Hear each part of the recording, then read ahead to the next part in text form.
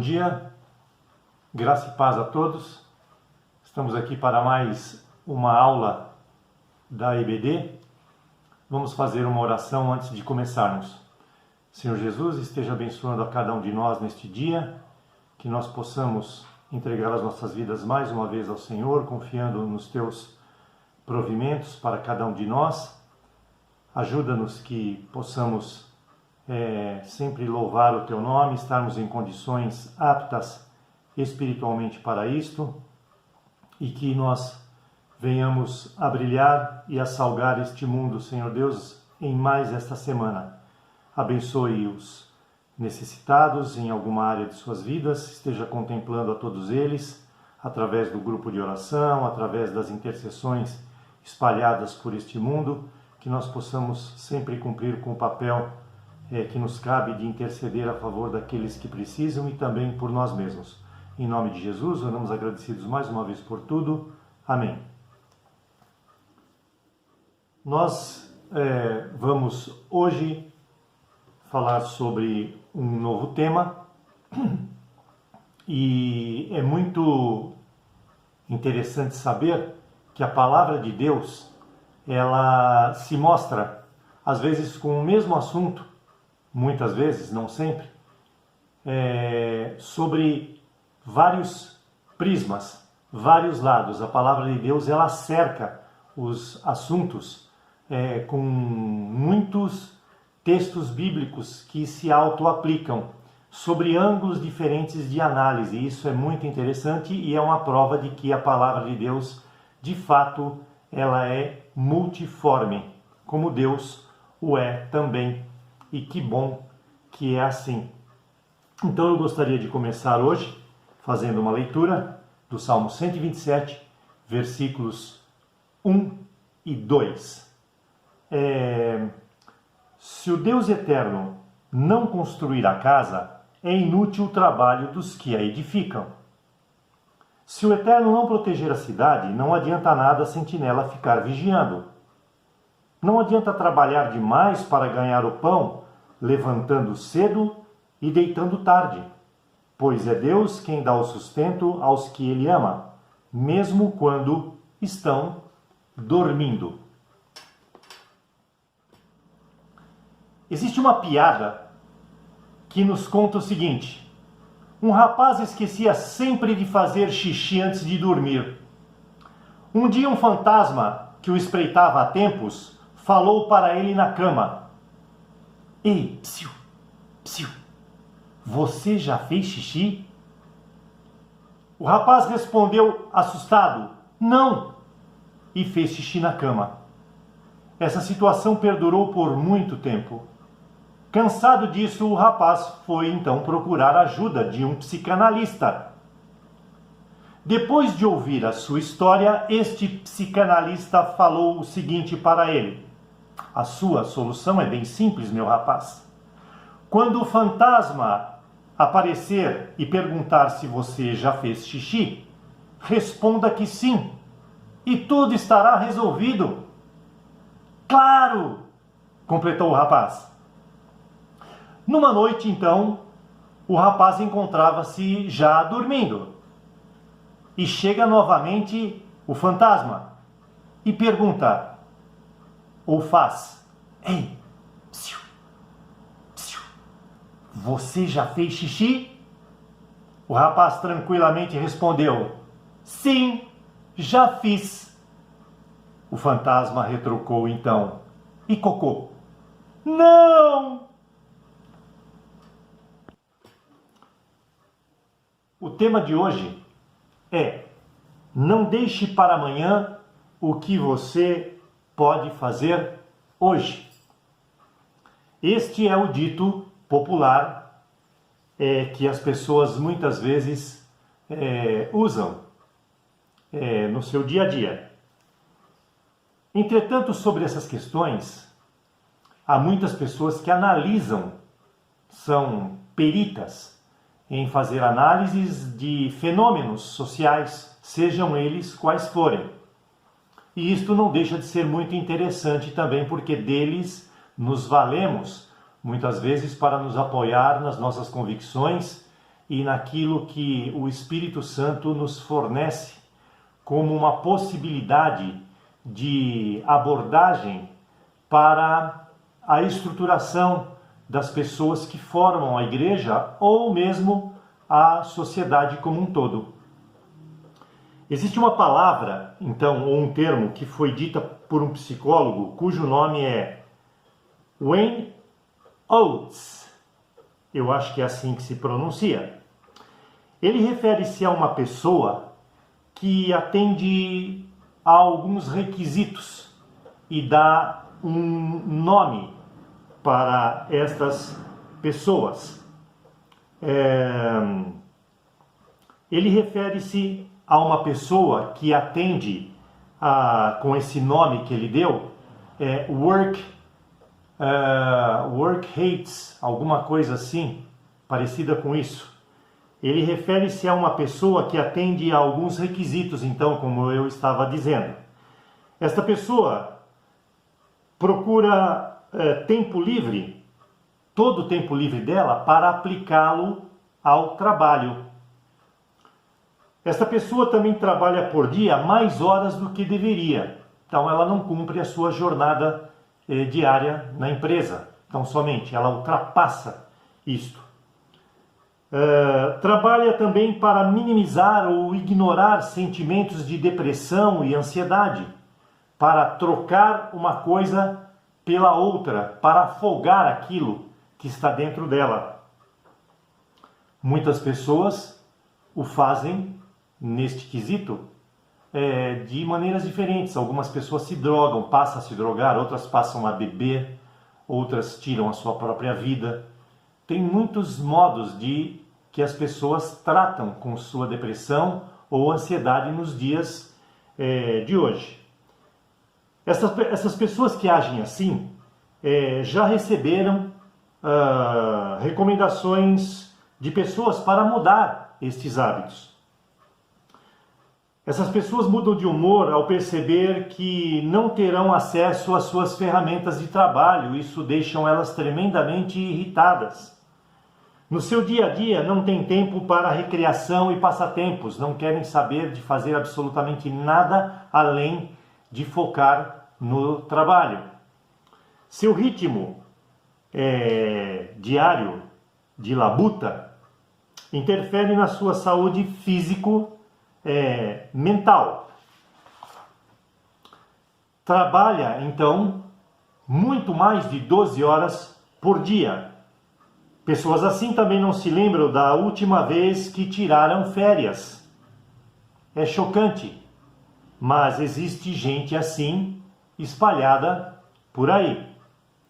Uma pesquisa realizada há algum tempo mostrou que entre 2.000 americanos, aqueles entre 18 a 24 anos, 37% deles tomavam café na sua mesa de trabalho.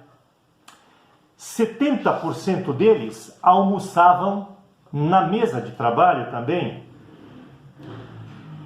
10% deles jantam sem sair do computador. E em outros 85 países, além deste que eu disse, foram pesquisados também e revelaram que 1/3 dos 12.000 pesquisados trabalham de 9 a 11 horas por dia. E no Brasil, o nosso país então, 17% das pessoas costumam atender a este requisito com aqueles desdobramentos que eu acabei de falar agorinha há pouco. Isto tudo visando atender à pressão por resultados, porque a competição é muito grande, tem muita gente no mercado de trabalho, poucas vagas, e as exigências são cada vez maiores. Tão maiores que eu sempre brinco que daqui a um tempo as pessoas deverão escrever no seu currículo se já fizeram cursos na NASA para irem a Plutão. Se elas não fizeram cursos e preparação na NASA para irem a Plutão, elas não servem para ocupar um cargo de trabalho, por mais simples que ele seja. Tamanha é a exigência cada vez maior por parte das empresas, uma coisa que não tem muito nexo, né? Socialmente falando, humanamente falando, também.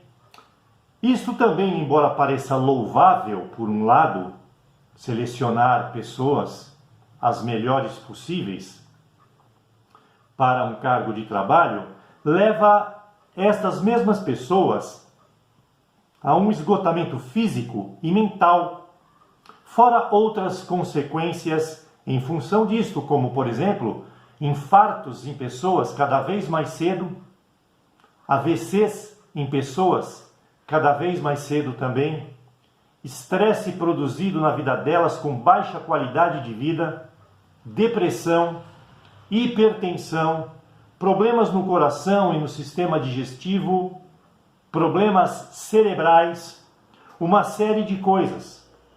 A conta é alta, tão alta que pode terminar com morte prematura como última consequência. A palavra de Deus nos adverte: louco, esta noite te pedirão a sua alma, e o que tem preparado, para quem será? As pessoas ficam numa correria maluca nos dias de hoje e esquecem, muitas vezes, de cuidar da sua alma, que é eterna, em detrimento de um tempo de vida aqui de 70, 80, 90 anos. Talvez, para muito poucos, 100 ou mais. Há uma tradução deste versículo que eu acabei de ler na linguagem mais moderna, mais atualizada, que relata o seguinte: louco, esta noite te pedirão a sua alma, e o que tem preparado, para quem será? Ou na tradução, melhor dizendo, agora, mas Deus lhe disse: seu tolo, esta noite você vai morrer. E quem ficará com tudo que você guardou? Lucas 12, 20 nos revela isto. Ainda há razões do porquê estas coisas e até fatalidades acontecem, que é em função da troca drástica ou de uma troca drástica, deixando-se de lado coisas como as pessoas afincas no trabalho, muitas vezes por cumprirem pressões e tudo mais que eu já disse, esquecem de dormir o suficiente, pelo menos, esquecem de comer bem e certo, esquecem de fazer esportes, esquecem de cultivar relacionamentos sadios, se divertir das mais variadas formas que nós podemos neste mundo, dentre muitas outras coisas que as cercam e podem fazê-las mais felizes. A moderação é útil e leva normalmente a bons resultados, tanto para o corpo como para a mente de uma pessoa, com comprovações científicas a respeito disto. O homem precisa trabalhar para se manter, claro que precisa, isso desde os tempos mais antigos, desde Adão e Eva, quando caíram em pecado, o trabalho foi uma das coisas que entrou como castigo, porque não era para ser assim, senão eles não viveriam no paraíso, não é verdade? Chamado Jardim do Éden, porque nós sabemos que a vida não é um paraíso por muitas razões, né?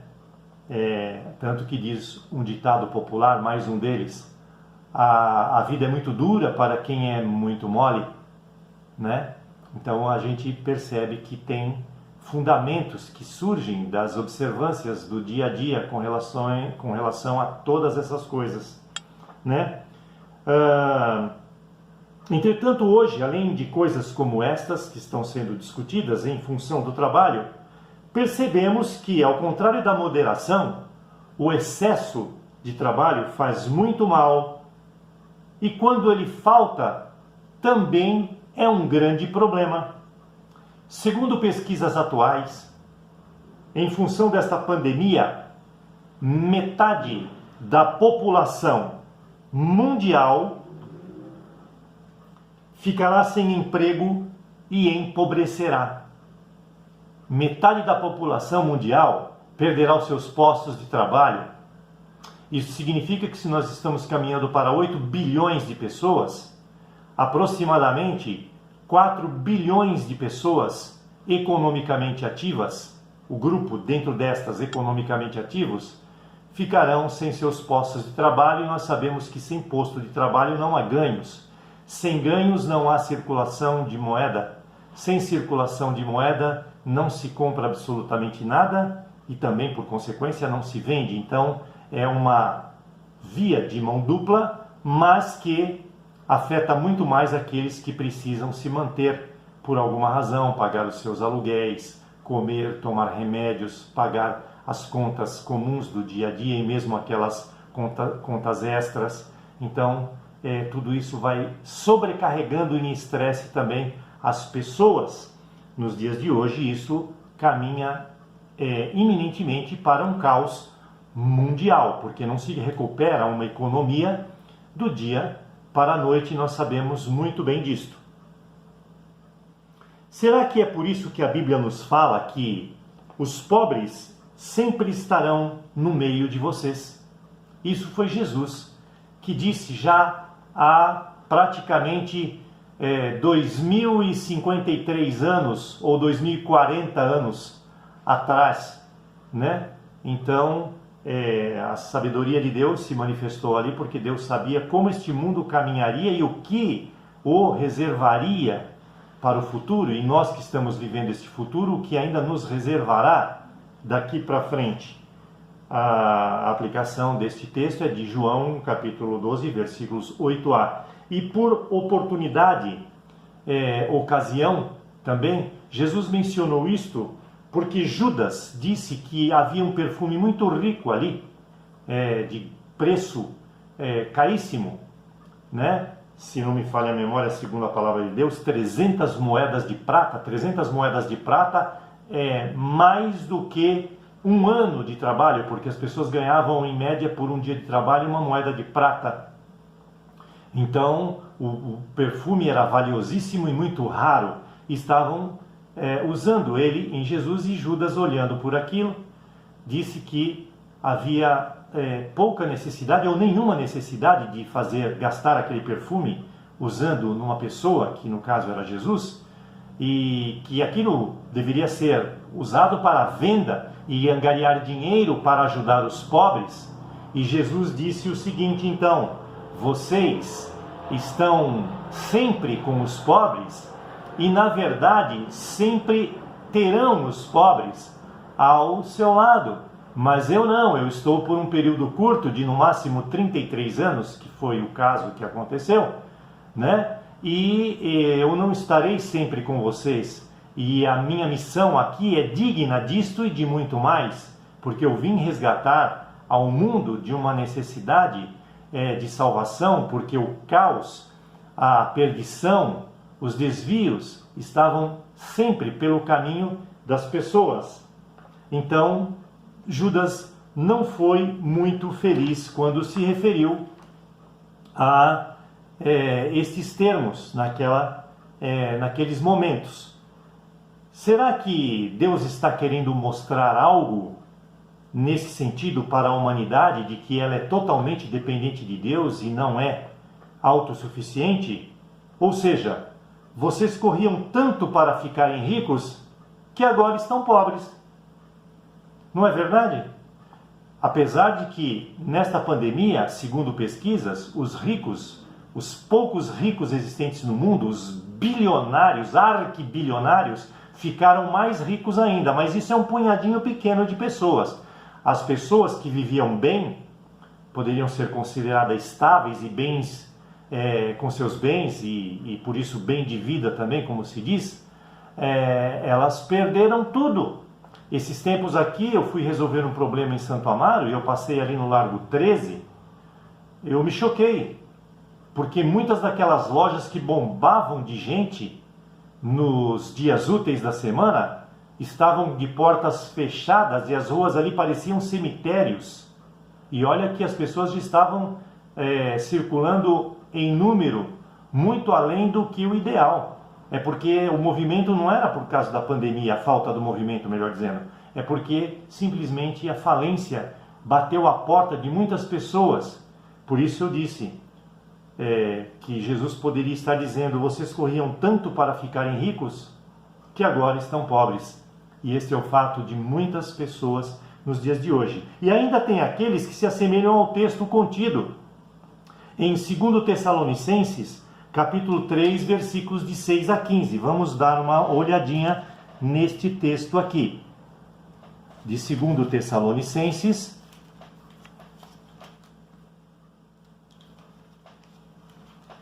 versículos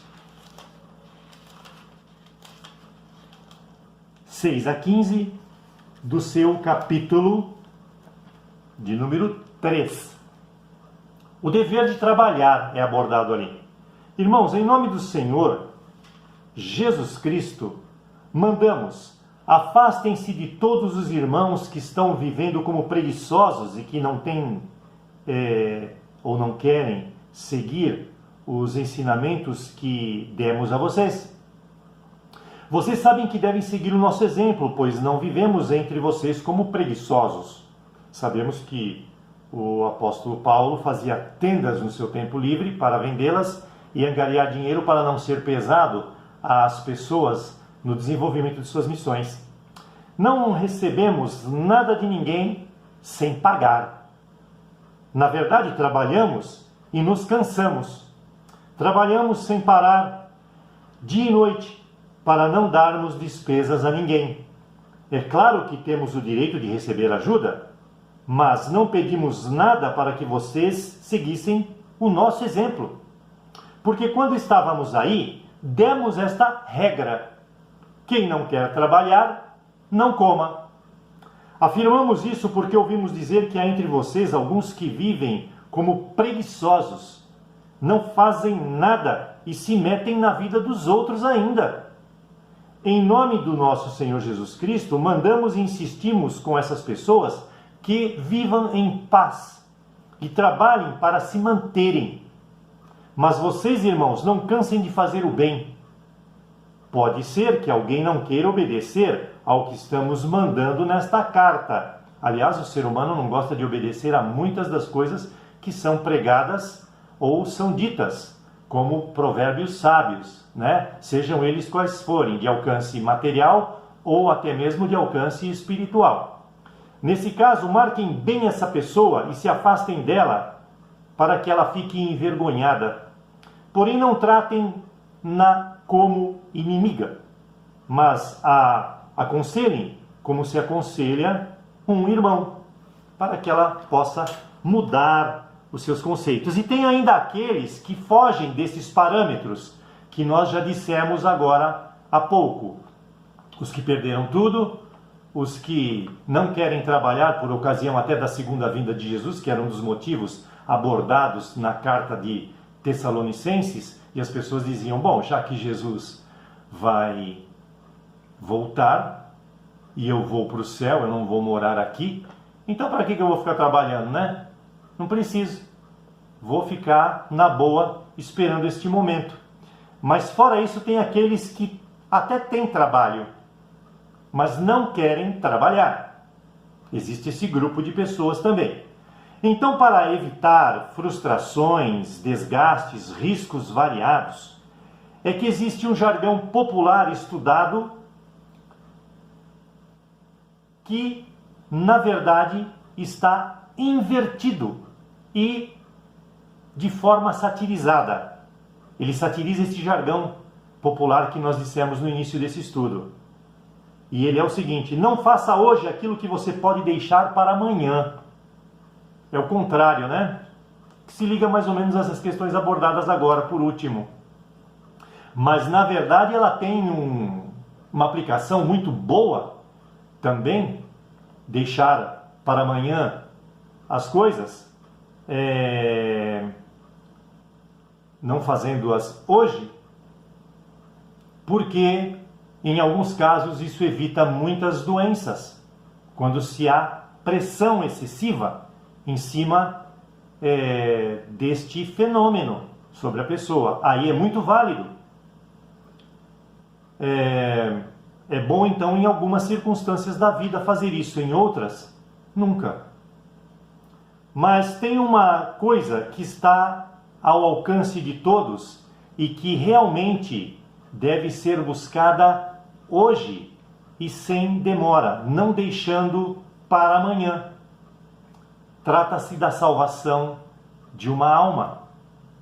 Isso nunca deveria ser deixado para amanhã. Mas muitos não só deixam para amanhã, se é que amanhã chegará, porque neste ponto muitas pessoas, como tem um outro jargão, né? Fiado aqui só amanhã. Então você volta amanhã, você encontra de novo essa frase. Tem pessoas que pensam que a sua salvação também é assim, né? Minha salvação eu vou deixar para amanhã. E quando chega amanhã, ele fala: minha salvação eu vou deixar para amanhã, que na verdade é depois de amanhã. E assim segue e nunca chega, porque as pessoas não querem se envolver com Deus, não querem se envolver com as coisas pertinentes ao reino de Deus, ou pelo menos não como deveriam, de acordo com o que nós temos falado já em muitos dos estudos que fizemos até hoje aqui. Então, muitas pessoas agem assim, apesar de o mundo saber que não deveria, porque ninguém pode mentir para si mesmo. Então muitas pessoas acabam trilhando caminhos em suas vidas que deveria ser mudado ou procurado, buscando a salvação e deixando os caminhos ruins de lado. Essas pessoas não buscam a sua salvação, mas por necessidade de se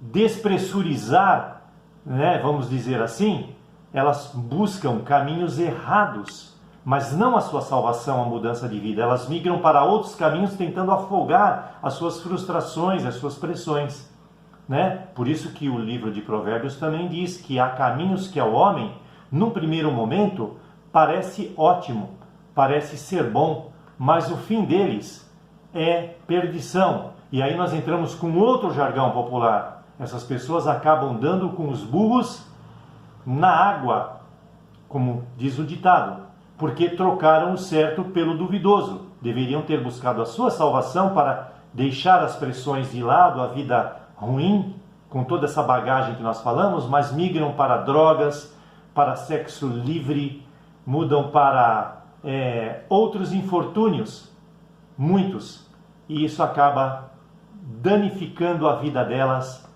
muito mais.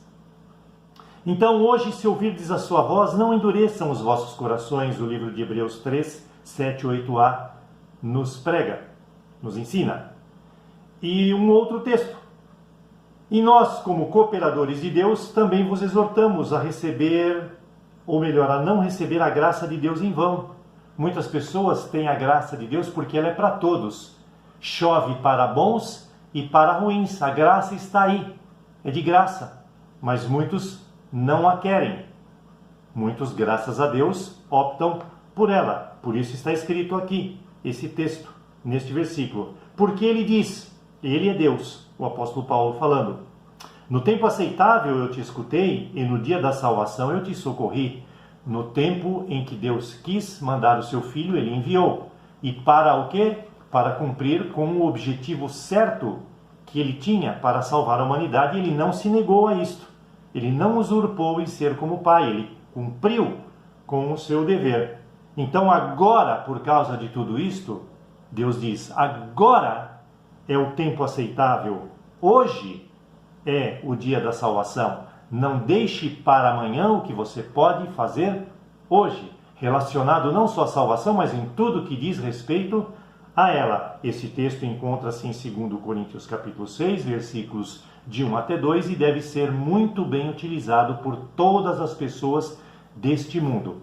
Então eu peço que Deus vos abençoe. Aqui nós terminamos mais uma vez um estudo segundo a graça e a misericórdia do Senhor.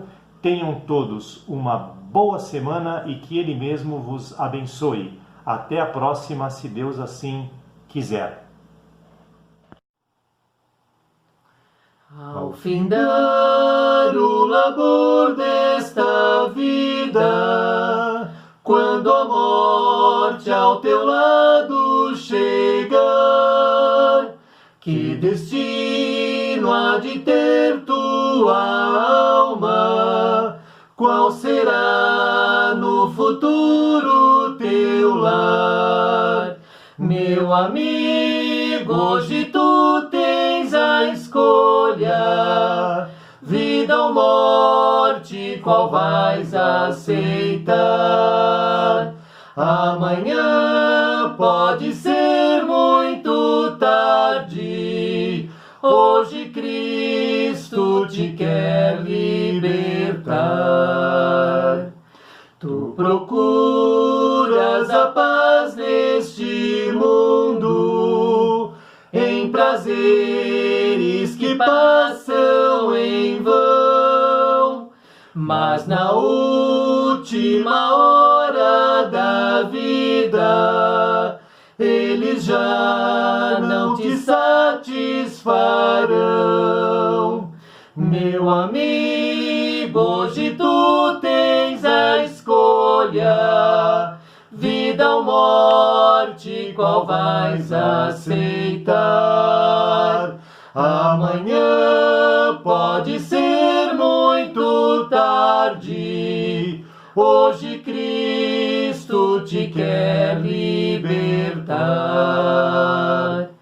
Por acaso tu riste, ó amigo, quando ouviste falar em Jesus? Mas é só Ele o único meio de salvar pela morte na cruz. Meu amigo, hoje tu tens a escolha, vida ou morte, qual vais aceitar? Amanhã pode ser muito tarde, hoje Cristo te quer libertar. Tens manchada a tua alma e não podes nunca ver o semblante de Deus. Só os crentes com corações limpos poderão ter o gozo no céu. Meu amigo, hoje tu tens a escolha, vida ou morte, qual vais aceitar? Amanhã pode ser muito tarde, hoje Cristo te quer libertar. Se decides deixar teus pecados e entregar tua vida a Jesus, trilharás sim na última hora um caminho brilhante na luz. Meu amigo, hoje tu tens a escolha, vida ou morte, qual vais aceitar? Amanhã pode ser muito tarde, hoje Cristo te quer libertar.